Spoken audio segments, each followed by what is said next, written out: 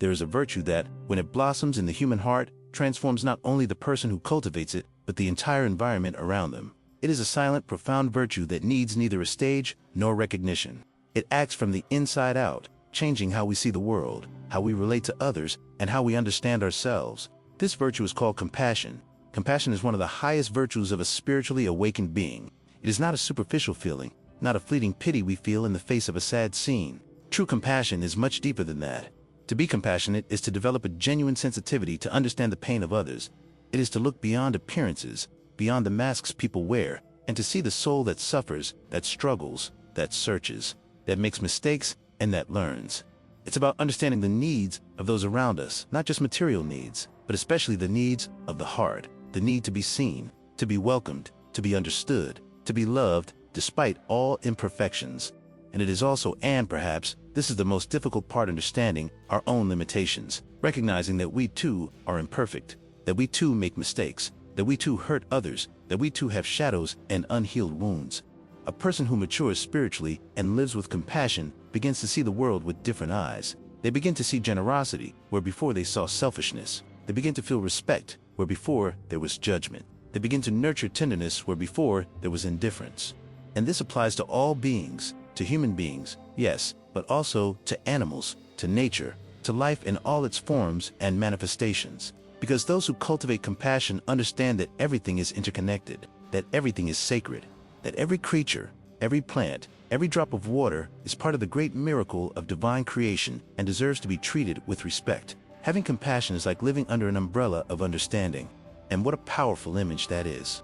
Imagine an invisible umbrella made of light that protects us from the most dangerous storms, not the storms of rain and wind, but the storms of the human heart. The storms of hatred which poison the soul and destroy relationships. The storms of selfishness which make us live closed in on ourselves, unable to perceive the suffering of others. The storms of indifference which make us cold, distant, insensitive to the pain of the world. Compassion protects us from all of that. It keeps us connected to our humanity, to our spiritual essence, to God.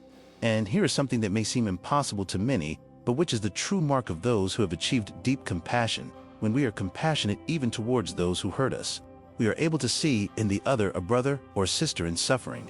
Think about it for a moment. Someone hurts you, someone betrays you, humiliates you, causes you deep pain. The natural, human, automatic reaction would be anger, the desire for revenge, the urge to retaliate in kind. But when there is compassion in the heart, something different happens. You look at the person who hurts you, and instead of seeing an enemy, you see a lost, confused human being trapped in their own shadows. You realize that those who hurt others are also hurt, that those who attack others are suffering, that no one who is at peace with themselves and with God causes suffering to others. And so, instead of retaliating, instead of fueling the chain of hatred, you choose to send out a different vibration, a vibration of love and light, a vibration that neutralizes anger, that dissolves resentment, that transforms the desire for revenge into forgiveness. Compassion protects, it dissolves evil through the power of good. And the greatest example of this, the example that has spanned centuries and continues to illuminate hearts, was given by Jesus when he forgave those who crucified him.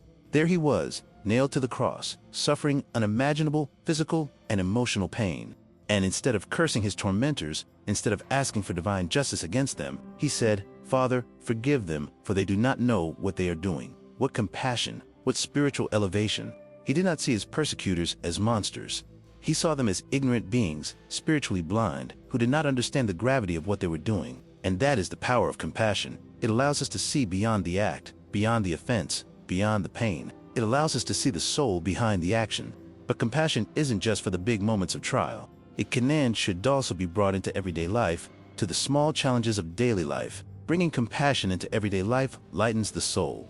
It means dealing with that difficult job, that tiring task, that stressful situation with more serenity. It's about looking at those complicated people, the demanding boss, the difficult colleague, the critical family member with more patience, understanding that each person carries their own internal battles, and perhaps most importantly, treat your own body and your own past with more respect. Stop punishing yourself for past mistakes. Stop judging yourself so harshly. Stop demanding an impossible perfection from yourself. When we exercise compassion, when we practice it daily, in every thought, in every word, in every action, something wonderful happens. We learn to accept our history. We accept that we weren't perfect. We accept that we made mistakes, that we hurt others, that we got lost along the way. but we also accept that this is part of the human journey, that we are all learning, that we are all evolving, and we begin to understand the role we play in the world. We begin to understand that every experience we lived through, good or bad, had a purpose, that every person who crossed our path was a teacher, a mirror, an instrument of learning. And here is a liberating truth. Even without having the ideal life, even amidst pain and injustice, we can feel the divine presence in the here and now. We don't need to wait for everything to be perfect to feel God. We don't need to wait for all problems to be solved, all wounds to be healed, or for everyone to treat us well. The divine presence is available now, at this very moment. Even if you are suffering, even if you are confused, even if you are going through a storm, and this presence liberates. It teaches us something revolutionary. We don't need to change the external world to renew our lives. We don't need circumstances to change so that we can finally be happy, finally have peace. It's enough to transform our inner perspective. It's enough to change the way we see what is happening. It's enough to cultivate compassion, gratitude, and faith. You don't need another marriage to experience a different kind of love.